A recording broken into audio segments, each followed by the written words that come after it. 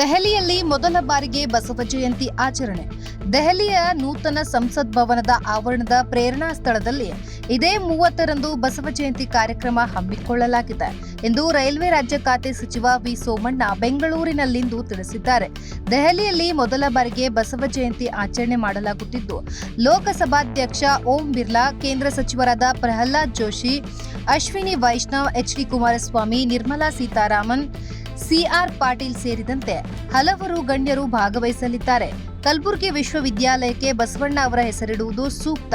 ಇದಕ್ಕಾಗಿ 40 ವರ್ಷಗಳಿಂದ ಬೇಡಿಕೆ ಇದೆ ಎಂದರು. ಕರ್ನಾಟಕದಲ್ಲಿ ರೈಲ್ವೆ ಇಲಾಖೆ ಅಭಿವೃದ್ಧಿಗಾಗಿ ಪ್ರಧಾನಿ ನರೇಂದ್ರ ಮೋದಿ ಸರ್ಕಾರ ಪ್ರತಿ ವರ್ಷ 7,500 ಕೋಟಿ ರೂಪಾಯಿ ನೀಡುತ್ತಿದ್ದು, ರಾಜ್ಯದಲ್ಲಿ ರೈಲ್ವೆ ಇಲಾಖೆ ಹೊಸ ಶಾಖೆ ಆರಂಭಿಸಿದೆ. ಬೆಂಗಳೂರಿನ ಯಶವಂತಪುರ ಕಂಟೋನ್ಮೆಂಟ್ ನಿಲ್ದಾಣಗಳಲ್ಲಿ ಪ್ರಗತಿಯಲ್ಲಿರುವ ಕಾಮಗಾರಿ ಶೀಘ್ರವೇ ಪೂರ್ಣಗೊಳ್ಳಲಿದೆ. ಕೆಂಪೇಗೌಡ ಅಂತಾರಾಷ್ಟ್ರೀಯ ವಿಮಾನ ನಿಲ್ದಾಣದ ಬಳಿ ವಿಶೇಷ ರೈಲ್ವೆ ನಿಲ್ದಾಣ ನಿರ್ಮಿಸಲಾಗುವುದು ಎಂದು ತಿಳಿಸಿದರು.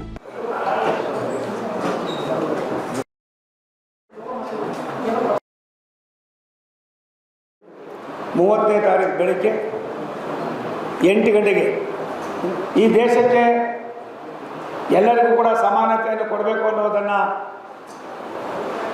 ಬಾಬಾ ಸಾಹೇಬ್ ಅಂಬೇಡ್ಕರ್ ಅವರ ಒಂದು ದೂರದೃಷ್ಟಿಯ ಚಿಂತನೆಗೆ 800 ವರ್ಷಗಳ ಹಿಂದೆಯೇ ಬಸವಣ್ಣವರು ಕೊಟ್ಟಂಥ ಅಡಿಪಾಯವನ್ನು ಪ್ರಾಯಶಃ ಬಾಬಾ ಸಾಹೇಬರು ಅದನ್ನು ಕಾನೂನು ರೀತಿಯಲ್ಲಿ ಇವತ್ತು ನಮ್ಮೆಲ್ಲರಿಗೂ ಕೂಡ ಸಮರ್ಪಣೆ ಮಾಡ್ತಾ ಇದ್ದಾರೆ. ಎಲ್ಲಿವರೆಗೂ ದೇಶ ಇರ್ತದೆ ಅಲ್ಲಿವರೆಗೂ ಬಸವಣ್ಣವರು ಇರ್ತಾರೆ, ಬಾಬಾ ಸಾಹೇಬ್ ಅಂಬೇಡ್ಕರ್ ಇರ್ತಾರೆ. ಮೊದಲ ಬಾರಿಗೆ ಬಸವಣ್ಣವರ ಪುತ್ಥಳಿಗೆ ವಿಶ್ವಾಸನೆ ಮಾಡೋದು ಮುಖೇನ ಭಾರತ ಸರ್ಕಾರ ನನ್ನ ಇಲಾಖೆ ರೈಲ್ವೆ ಇಲಾಖೆ ಅದಕ್ಕೊಂದು ಹೊಸ ರೂಪವನ್ನು ಸಂದೇಶವನ್ನು ಕೊಡ್ತಕ್ಕಂಥ ಕೆಲಸ ಮಾಡ್ತಾಯಿದ್ದೀವಿ.